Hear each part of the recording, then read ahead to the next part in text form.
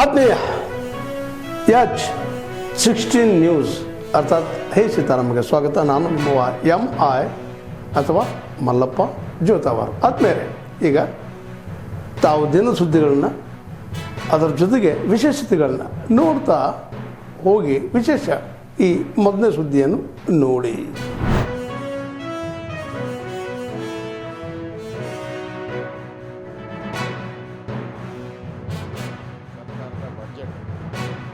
ನಾಳೆ ಮಂಡನೆ ಆಗೋದಿಲ್ಲ. ಸಿದ್ದರಾಮಯ್ಯ ಅಂತ ಹೇಳಿದ್ರೆ ತೆರಿಗೆಗಳನ್ನು ಹೊರೆಯನ್ನು ಏರುವಂಥ ರಾಮಯ್ಯ ಇವರು.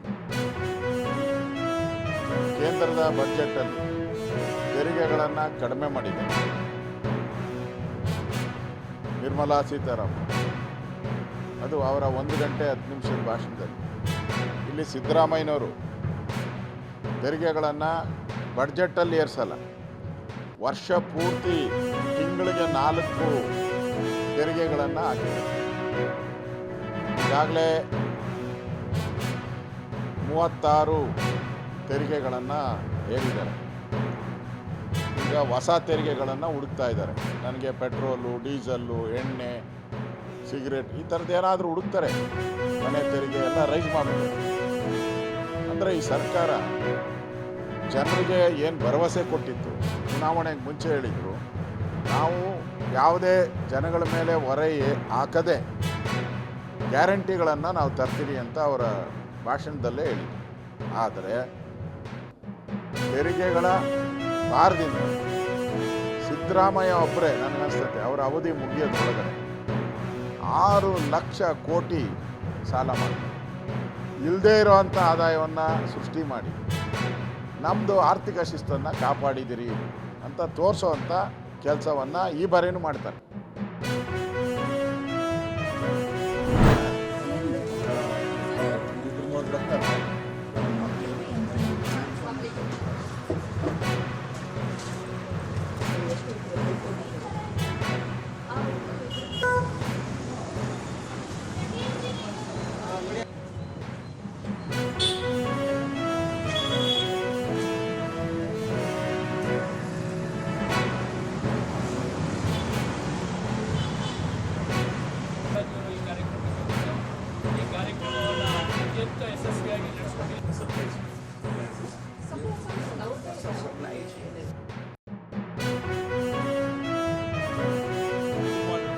ಗುಣಮಟ್ಟದ ಎಲ್ಲ ಔಷಧಿಗಳನ್ನು ಸಾರ್ವಜನಿಕರಿಗೆ ಉತ್ತಮವಾದಂಥ ಬೆಲೆಯಲ್ಲಿ ನರೇಂದ್ರ ಮೋದಿಜಿಯವರ ಕನಸೇನಿದೆ, ಜನೌಷಧಿ ಕೇಂದ್ರದ ಪರಿಕಲ್ಪನೆ ಹಿಂದೆ ಅವರ ಕನಸು ಏನಿದೆ ಅದರ ಪ್ರಕಾರವಾಗಿ ನಡ್ಸ್ಕೊಂಡು ಹೋಗ್ತಿರುವಂಥ ಜನೌಷಧಿ ಕೇಂದ್ರ ಇಡೀ ನಮ್ಮ ಜಿಲ್ಲೆಗೆ ಮತ್ತು ಝೋನಿಗೆ ಪ್ರಶಸ್ತಿ ಬಂದಿರುವಂಥದ್ದು ನಮ್ಮ ದೊಡ್ಡಬಳ್ಳಾಪುರ ತಾಲೂಕಿಗೆ ಸಿಕ್ಕಿರುವಂಥ ಗೌರವ. ಮತ್ತು ಈ ಜನೌಷಧಿ ಕೇಂದ್ರವನ್ನು ಉತ್ತಮ ರೀತಿಯಲ್ಲಿ ನಿಜವಾಗ್ಲೂ ಏನಾಗುತ್ತೆ, ಗೌರ್ಮೆಂಟ್ಗಳು ಸ್ಕೀಮ್ಗಳನ್ನು ಮಾಡ್ತಾರೆ, ಬಟ್ ಸ್ಕೀಮ್ಗಳು ಸಾರ್ವಜನಿಕರಿಗೆ ತಲುಪಬೇಕು ಅಂದರೆ ಸರಿಯಾದ ಇಂಪ್ಲಿಮೆಂಟೇಷನ್ ಆಗಬೇಕು.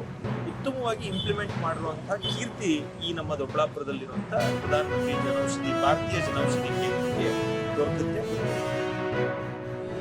Janaushadhi Divas, we felicitate the Kendra owners in different categories. In women entrepreneur categories, their general category is their institution category, means the Kendras which are into hospital. So as per their purchase and sales, we give them the awards. So that's how we felicitate the Kendra owners.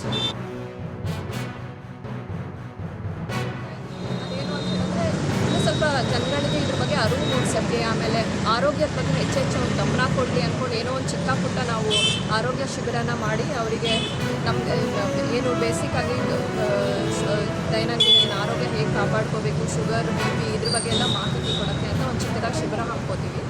ಆವಾಗ ಇಲ್ಲಿಗೆ ಜನ ಬರ್ತಾರೆ. So ನಾವು ಅವರಿಗೆ ನಮ್ಮ ಕೈಲಿ ಏನಾಗುತ್ತೋ ಆ ಸಹಾಯ ಮಾಡಿ ನಾವು ಏನಾದರೂ ರೆಫರೆನ್ಸ್ ಕೊಡಬೇಕಿದ್ರೆ ರೆಫರೆನ್ಸ್ ಕೊಟ್ಟು ಬೇರೆ ಡಾಕ್ಟರ್ಸ್ ಎಲ್ಲ ಈ ಥರ ಕಾರ್ಯಕ್ರಮಗಳನ್ನ ಮಾಡ್ತಾರೆ.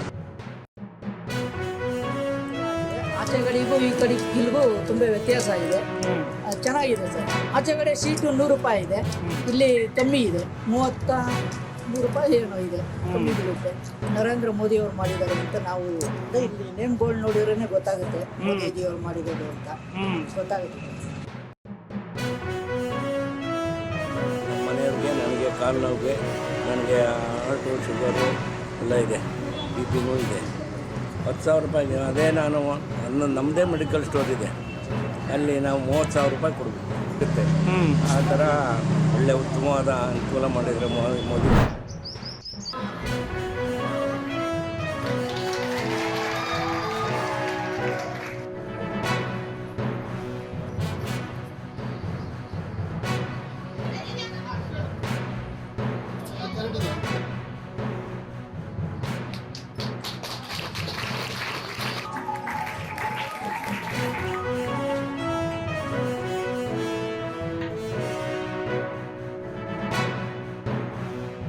ಪ್ರಮಾಣದಲ್ಲಿ ಆಗ್ತಾ ಇಲ್ಲ. ಹಾಗಾಗಿಯೇ ಇಂತಹ ಸಪ್ತಾಹಗಳು ಮತ್ತು ಆಚರಣೆಗಳು, ಸಮಾರಂಭಗಳು ಏನನ್ನು ಕೊಡಬೇಕು ನಮಗೆ ಅಂದರೆ ಪ್ರಶ್ನೆ ಮಾಡುವ, ವಿವೇಚನೆ ಮಾಡುವ ಒಂದು ಬೌದ್ಧಿಕ ಕಸರತ್ತನ್ನು ಏನು ಮಾಡಬೇಕು, ಬೌದ್ಧಿಕ ಕಸರತ್ತನ್ನು ಇಂತಹ ಕಾರ್ಯಕ್ರಮಗಳನ್ನ ಕೊಡಬೇಕು ಮತ್ತು ಅದನ್ನು ನೀವೆಲ್ಲರೂ ಕೂಡ ಉಪಯೋಗಿಸ್ಕೊಳ್ಳೇಬೇಕು.